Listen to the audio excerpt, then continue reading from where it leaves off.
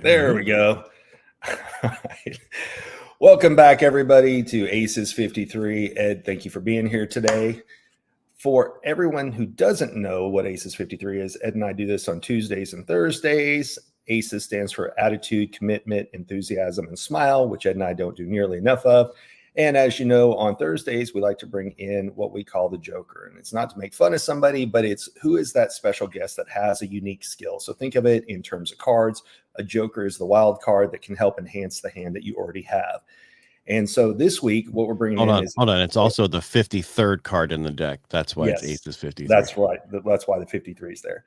And so rather than always just listen to Ed and I talk, we try to bring in someone else with a unique point of view. And I'm really excited to bring in this guy this week. I mean, I'm excited every week, but this guy had a really unique experience in that.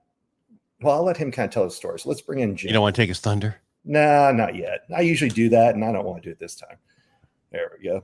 Hey, Jim, how you doing today? Are you there, Jim? Hey. Thanks for having me. I'm excited. A little delay there. Slightly.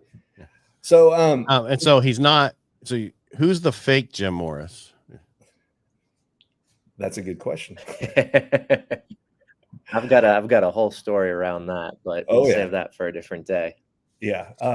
So we'll give the short version. Someone else had the same name, right? So if you go to Google him, he had to find a way to stand out. So much like our friend Steve, he's Steve D. Sims, because there's already a Steve Sims. I'm lucky, Brian Galkey. You're lucky, Ed Parco. There's not a whole lot of us out there, but poor Jim, somebody else took his name. So too bad it wasn't Morris' son. That's right. So here's what. Hey, I'm alive and well. Morrison's not here with us, so I think I win that game. I will give a little bit of background about what I think is interesting about Jim is not only is he in real estate, but the way I ran across him is he was willing to put himself out there in a variety of different ways. So before we actually met in person, I got to see him on Dropping Bombs, which is very difficult to get on. And one of the things that came up, and we're going to let Jim kind of talk about it, but so for anybody who doesn't know, Dropping Bombs is Brad Lee's podcast. Very difficult to get on. And that's different than what most people think it is. True. When Jim came on and he explained what he wanted to do that's so different in the industry, Brad was blown away. He's like, I've never seen this or heard of this before in the industry. And this is somebody who has hundreds of podcast guests and talks to a variety of business people. So Jim, give us a little bit. Let me add to that. He also talks to a lot of real estate people. Oh, yes. So for the fact that he said that, because I don't know about what's going on here, because I just, I'm late to the party.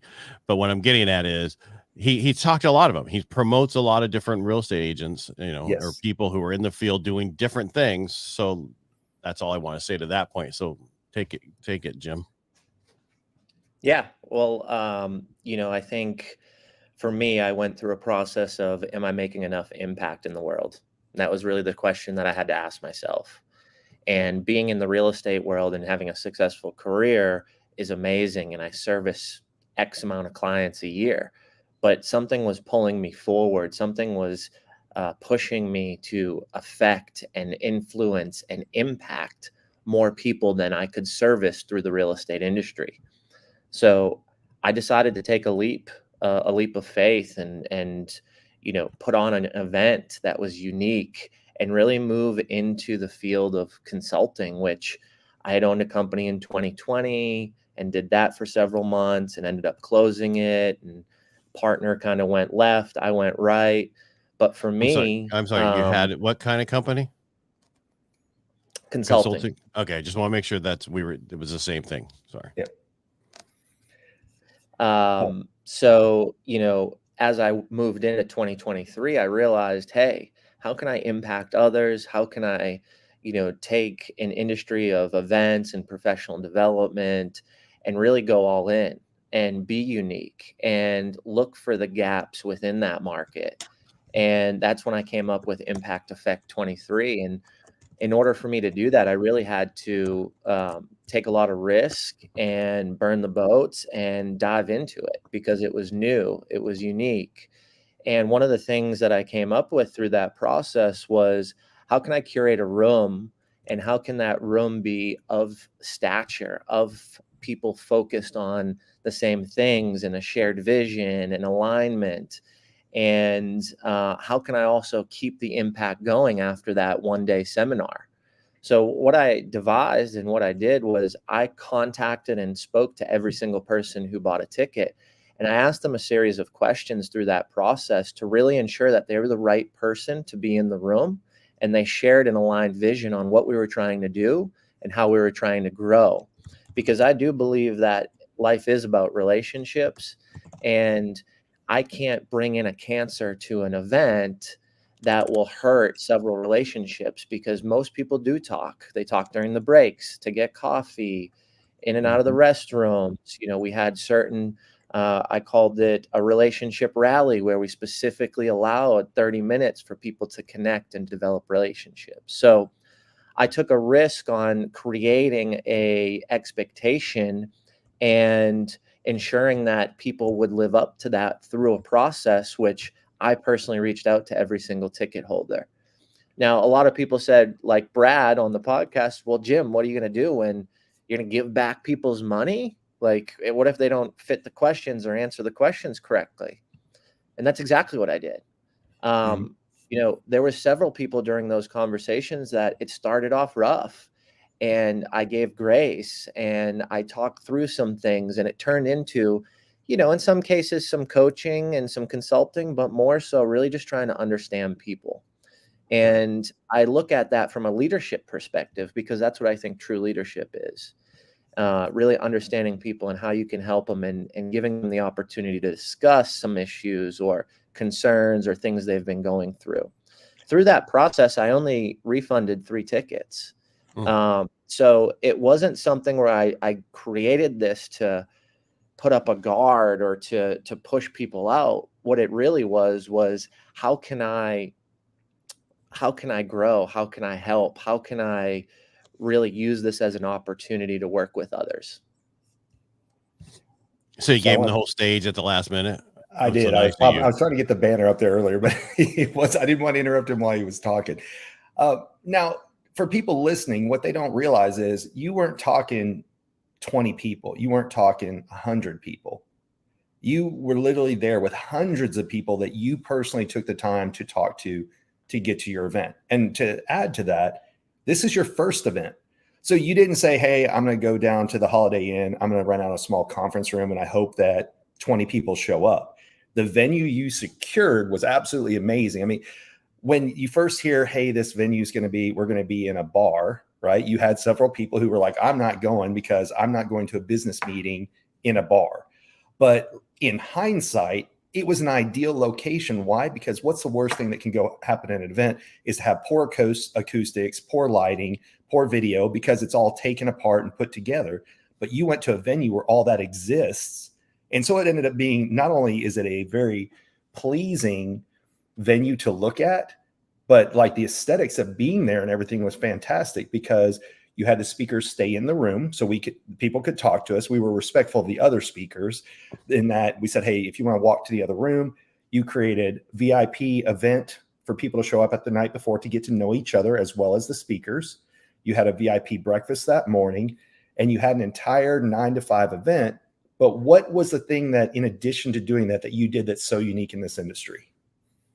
So one of the things that I've realized by attending events and even speaking is you go to this event and then it ends, and you go back to the same culture, you go back to the same desk, you go back to the same habits.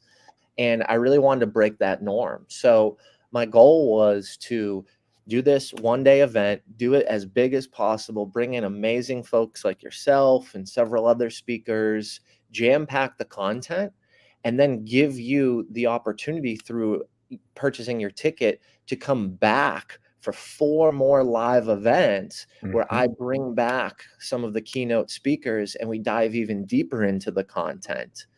And the cool thing about those follow-up live events, and a lot of people said, Jim, you're crazy. You know, that's a lot of work. That's a lot of effort. That's a lot of money. It's a lot of marketing.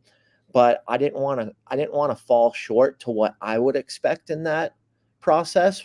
Right. And I wanted to deliver, and I wanted to deliver large, and I wanted to deliver something that I believed in.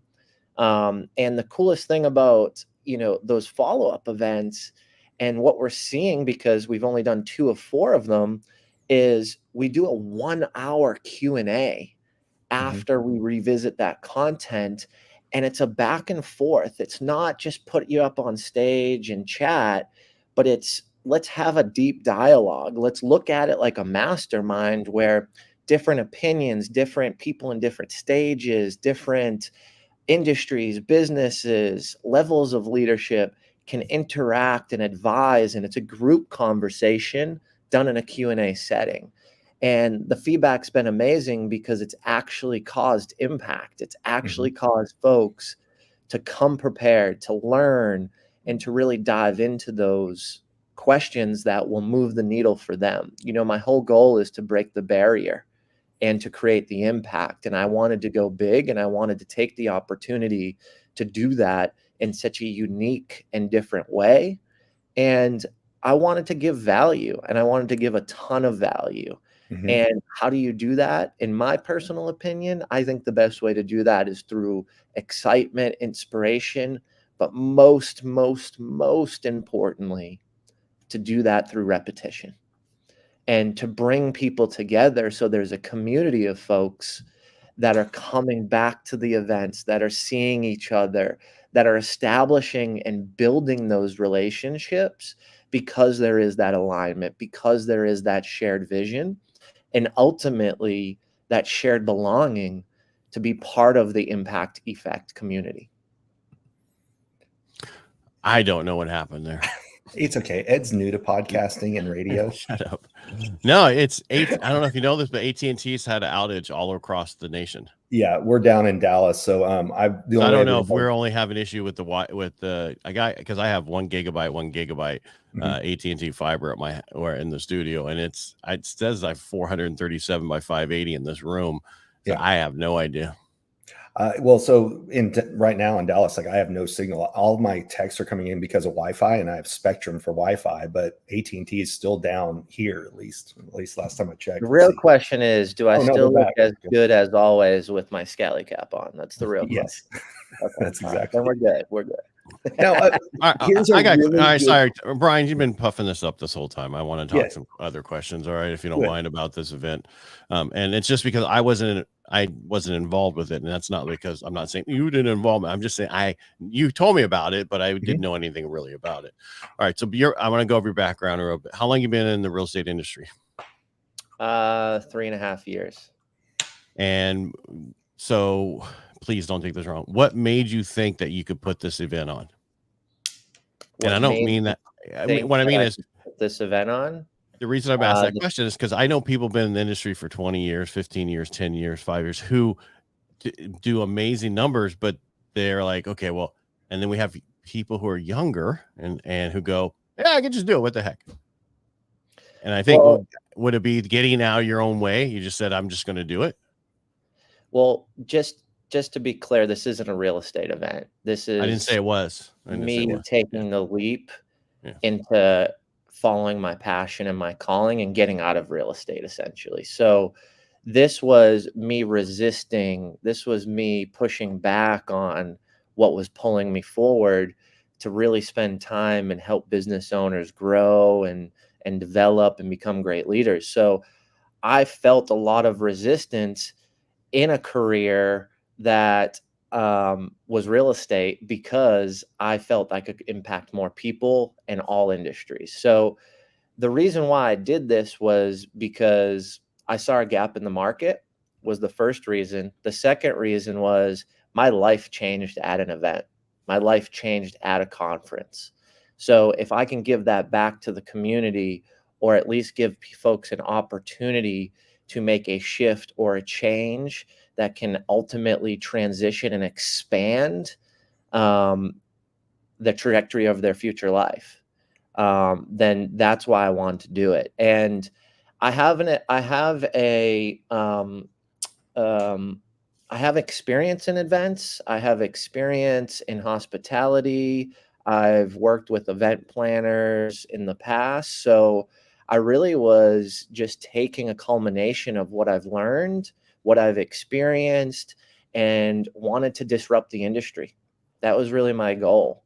I was hearing a lot of great things about events and conferences. I was hearing a lot of negative things. So I wanted to take the good nuggets and I wanted to hold on to those and try to advance them. And I wanted to take the responses or the feedback around the poor things at conferences and really make sure I dove into that to enhance the experience and the opportunity for growth. All I was doing is being it those was a haters. risk. It was scary. I was just going to say, all I was doing is being those haters that you have online so we could address it up front and so people won't ask this question. That's why I was doing it. I apologize for interrupting you.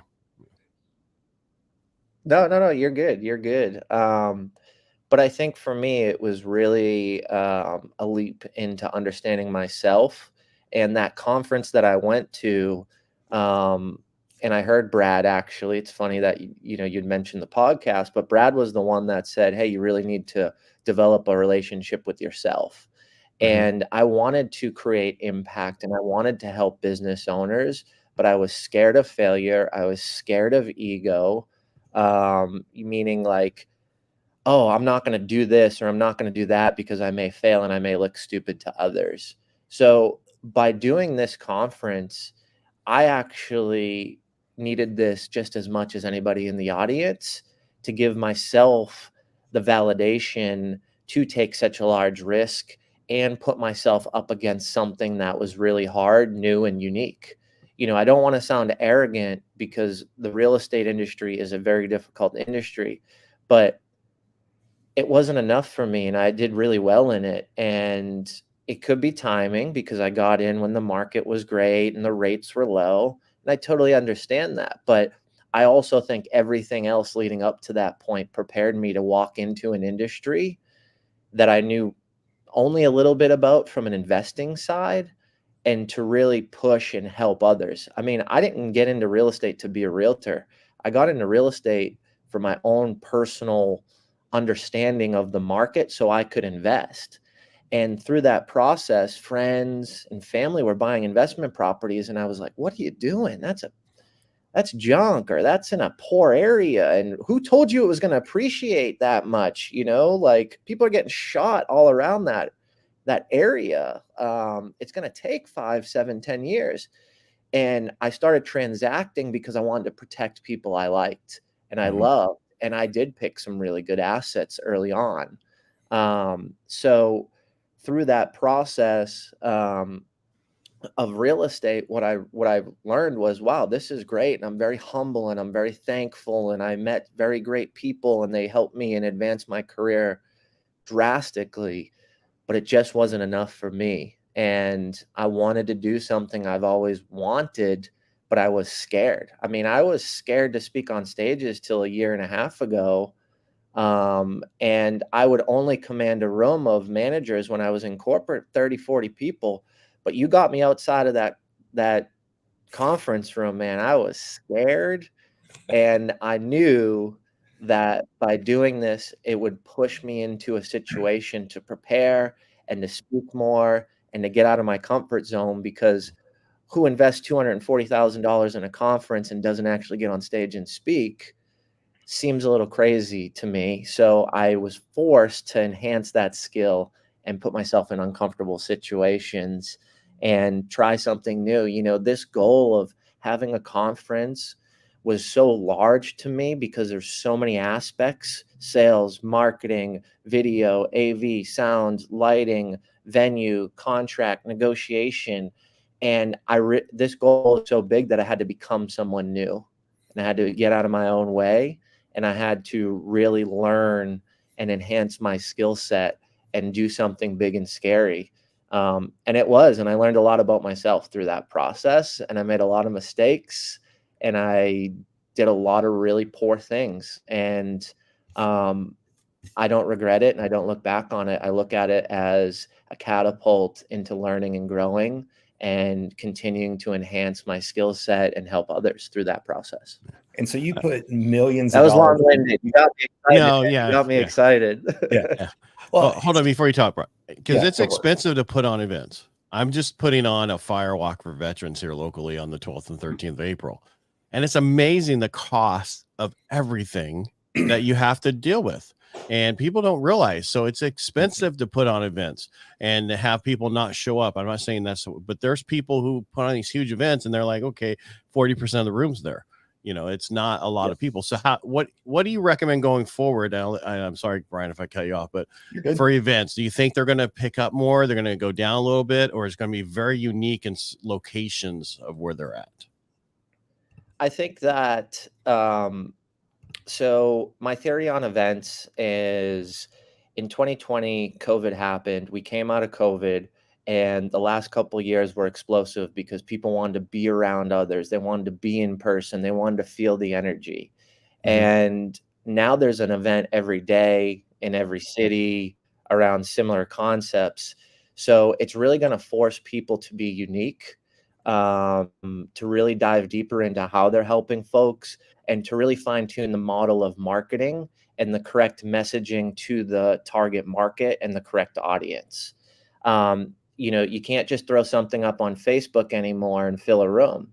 And I did that for a while. But right now, I would say if you don't have a system for sales, you don't have a system for marketing, and you are not ready to jump on board and give this thing your all, then from what I hear in the industry, from what I hear from folks and what I've seen, because I do help others throw events and consult, is it's going to fail massive.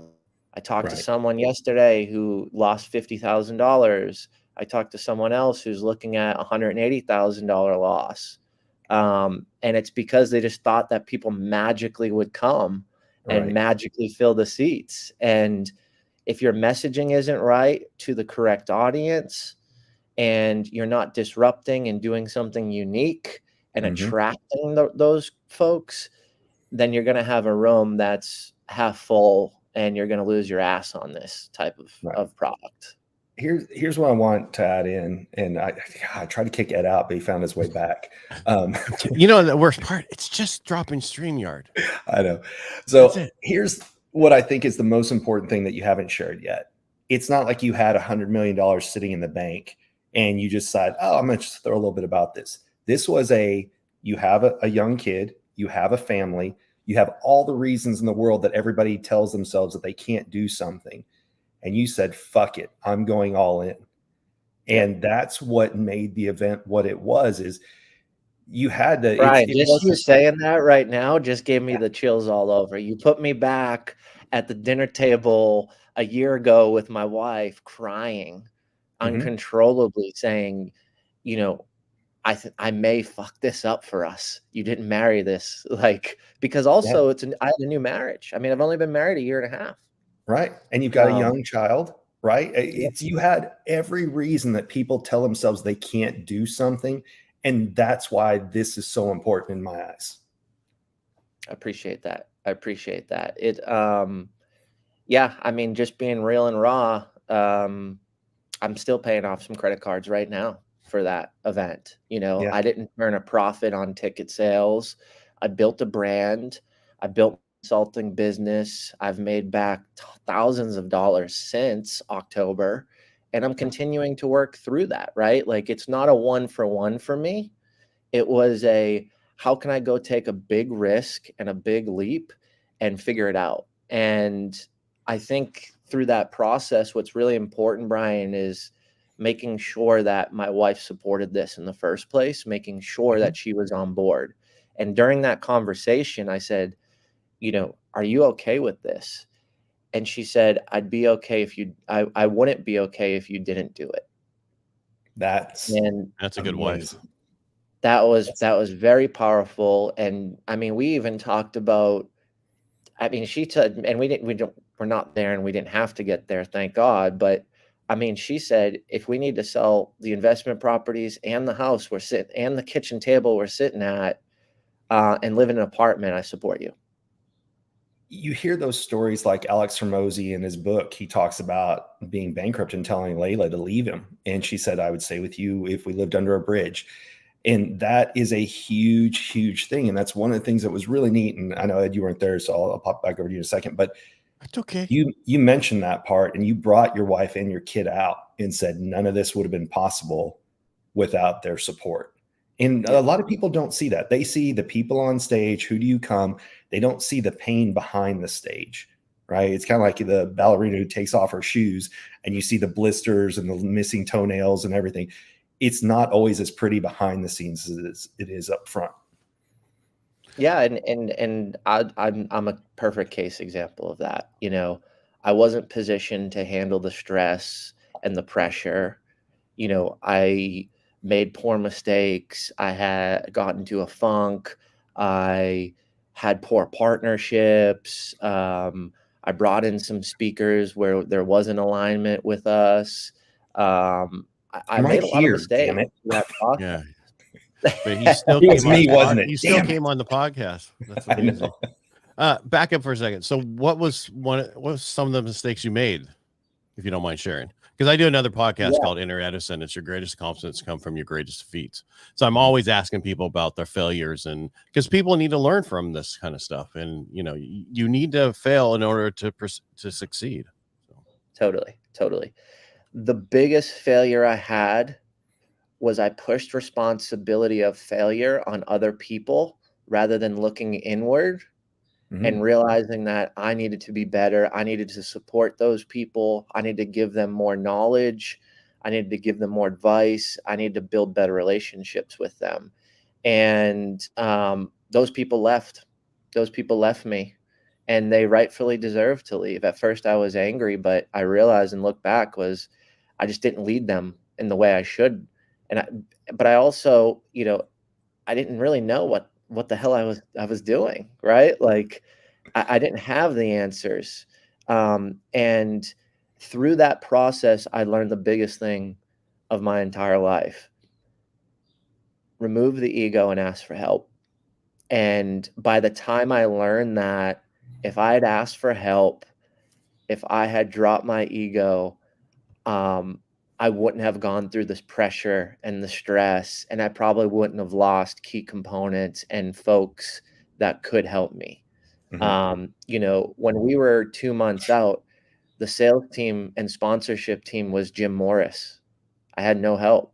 And at first, and even the last few months, like I realized this just 2 months ago was, man, like I was pointing the finger at them saying they couldn't hack it, they couldn't do it, they couldn't, but it was all my fault. Like I didn't support them, I didn't give them the resource, and I just wasn't even honest to say, I don't have the script to sell a $30,000 sponsorship, and let's go spend time with this person, or let's go connect together and sit with someone who just raised 500,000 for a nonprofit and like educate and navigate and learn together. Because I was the leader, I let the role and the title cause me to be a terrible leader. And which equated to my ego. And it was a really big learning process. And I can't pull it off the way that I want to, and I can't help and impact as many people by doing it alone. And instead of looking inward, I looked outward, and I pointed fingers, and I talked shit, and I made all the mistakes of, you know, not building the relationships the way I wanted and not being the leader I wished and inspired to be because of the stress. And I should have enterprised. I should have asked for help. I should have leveraged resources. Well, So that would be the biggest mistake. You got to get going to get good. So, Okay, different question. So you talked about mistakes made in Impact Effect 2023. What are the next steps? Yeah, great question. Well, for me, I really wanted to build a team for this next year's conference. And through that process, what I've done is I've created the content to train, and I'm continuously enhancing and having people look at it. So that way, when I bring on the right person, I have a strategy, I have an implementation plan, I have the resources. And knowing that I can't create the most impact I want by myself, So I need to have these systems and processes streamlined, created, and vetted and looked at by outside counsel. So that's what I'm working on now. I'm going to pause you for a second because this is something Ed and I talk about all the time. We get hate on this for talking about having scripts, right? To be able to teach the next person that comes in. And people, oh, I don't need scripts. I'm a perfect salesperson. But you need to know the general idea of the message. Then you can freelance a little bit, and talk on your own. But you have to create those things. So standard operating procedures, sales scripts, you name it. Those need to be developed so that you can grow to do things without them. You can't scale without it. You can't scale at all. When Ed and I started this a year ago, Ed really started and dragged me along, to be truthful. But we talked about that scripts, and you should have seen the hate come out. I don't need it. That's for amateurs. And they even named me in that stuff. Yeah.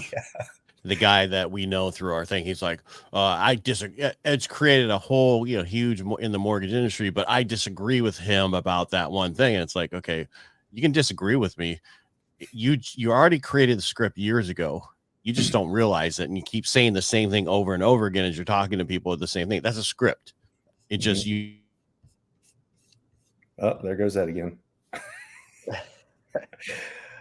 It's just better with the two of us. No, I'm messing around. I like to give Ed a hard time. I was gonna say, have I fallen off Wi-Fi? Because it's froze a ton of times, and I got AT&T right now that I'm on. You've stayed a majority of the time. Ed keeps getting bounced out, so he may come back, he may not. Oh, he's back. It's it's StreamYard on my side. I don't know what the heck. It just you're just trying to create B-roll, create some action.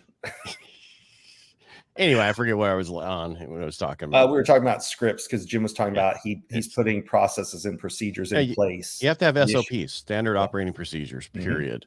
Right. Because attention to detail. The SOP just says, okay, if that person doesn't show up, you can set somebody else in that position. Here's the job. Read the stuff and go. Yeah.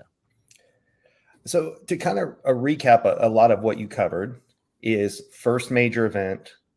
You had to burn the boats. It was all in, but you say a large part of that was your support structure. If you didn't have a supportive spouse, there would have been no way this would even exist. Then you've talked about you went in for, speakers, and you've learned things. So like one of the things you learned is when you're vetting a speaker, is it somebody that aligns with your values of the event? So a lot of times people will chase a name, and sometimes people will chase, does that person fit my group versus is it a headline or is it a part of the unit? Is that a fair way to say it?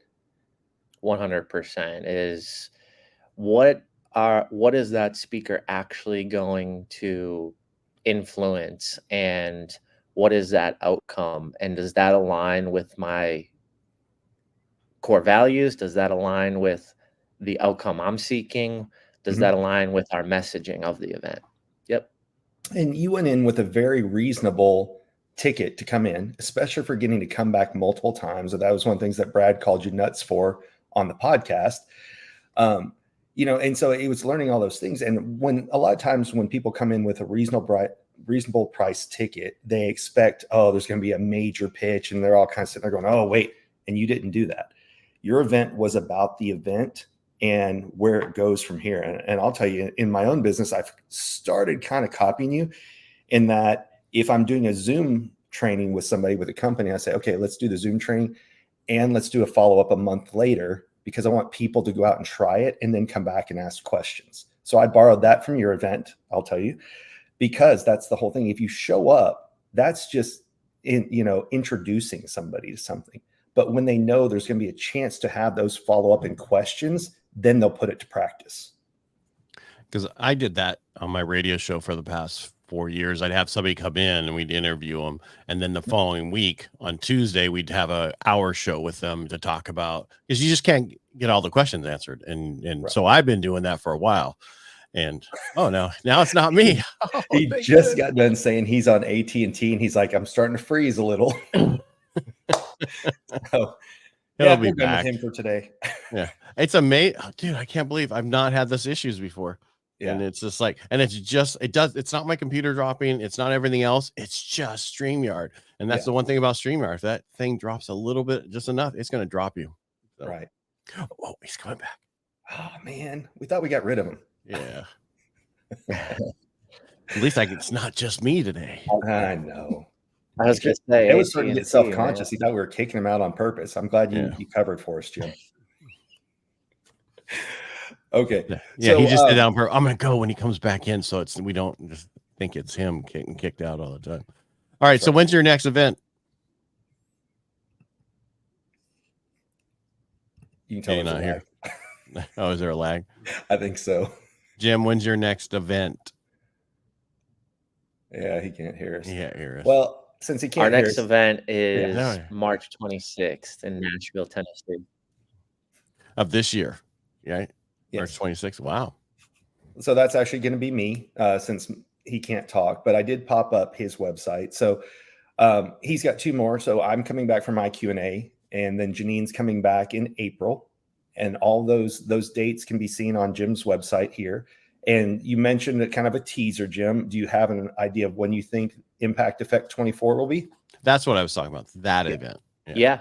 Yep. So we're doing a virtual summit in May called 7 Minutes of Impact. And then we're doing a live conference, another large conference, September 18th in Nashville, Tennessee. Good time to go there. Yes. Better than June. Yeah, beautiful. Better than July, September, or August. What, I saw they shut down kind of like Dallas did because you guys got snow. And matter of fact, one of the other speakers, Tiffany Neighbor, couldn't get out of her driveway, I guess, for a couple of days. So we deal with that in California. Snow is and heavy rain in Nashville. People just aren't used to it. Yeah. All right. Thanks for coming on the show today. Really appreciate you being here. Go ahead, Brian. I was just going to say, Jim, after this whole experience, what you went through, what are probably your top 2 to 3 takeaways from everything?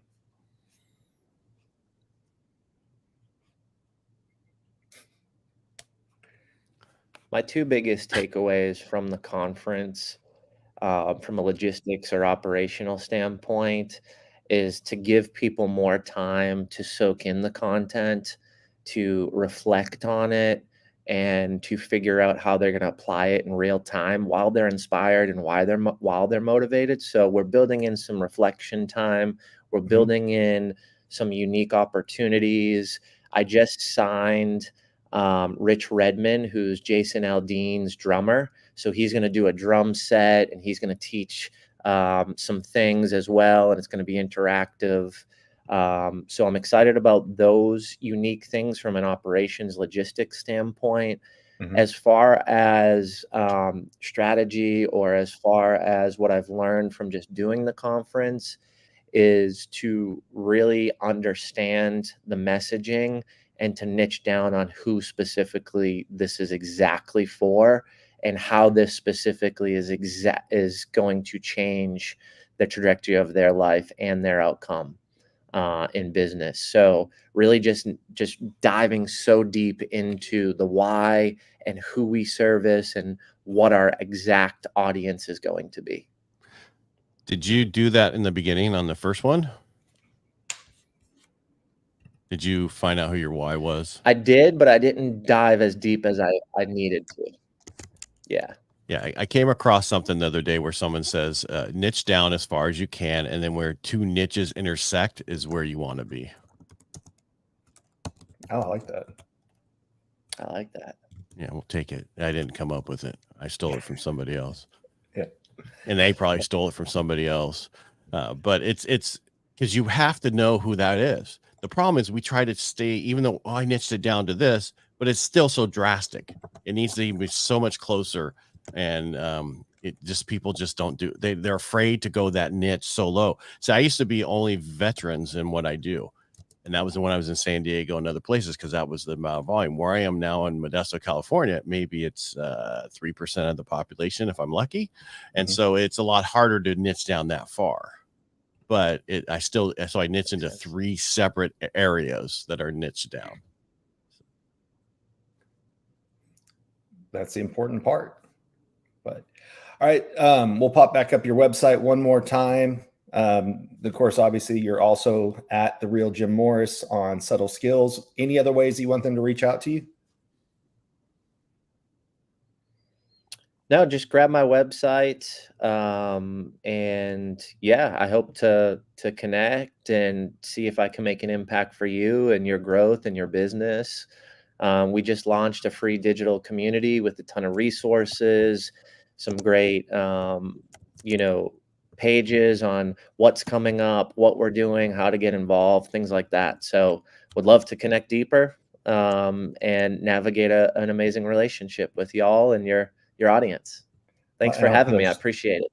a shameless plug in right there. So you did mention before the next one, March 26th, is going to be you and I's Q&A. Can you share the venue, or do you want to keep it a secret? We're so working on it right now. Do you actually do this live and at a venue when you come back for the question and answers for the hour? Okay. Yeah. All right. Well, it'll be on the website. Downtown Nashville in a high rise on the 28th floor. Awesome. But just working through the final details before I give the name of where it's at. Totally fine. So everybody can go. Once again, we'll be there on March. So we'll be there hanging out, doing some fun stuff that week. And everybody can follow up here at therealjimmorris.com. Thanks for having me, guys. It was a pleasure. Our pleasure. Yeah, thanks for having us on. Ed, you want to take us out? Would you like me to take us out because you don't know how to do it? All right. Again, thank you so much for being here. We really appreciate you, Jim, being here. And thank you for watching and listening. If the best way you can support us is just go to our YouTube channel and subscribe. Remember, we're here Tuesdays and Thursdays at 10 a.m. Pacific, and you can figure out where you are locally and where you're located at. But what's that, 12 o'clock Central? Yep, 12 o'clock Central. And again, thank you so much for being here, and we will talk to you next week. Bye, everybody. Make it a great day.